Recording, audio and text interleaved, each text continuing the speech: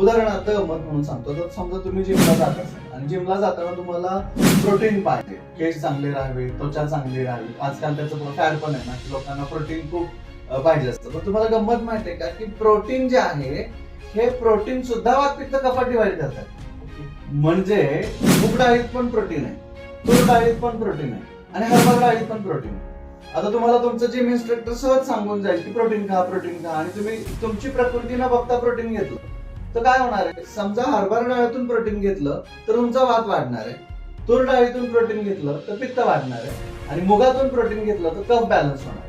मग कमीत कमी प्रोटीन सुद्धा आपली प्रकृती बघून घेतलं तर आपल्याला त्रास होणार नाही. केस बोलतात व्हिटॅमिन सी खा, व्हिटॅमिन सी खा, व्हिटॅमिन सी खा. आपल्याला मध्ये सुद्धा किती कोरोनामध्ये सुद्धा व्हिटॅमिन सी सगळे रोज सकाळी लिंबू पाणी घेत होते. 6 महिन्यानंतर केशायरोडचा पत्ता शोधत यायला लागला. 6 महिने रोज सकाळी लिंबू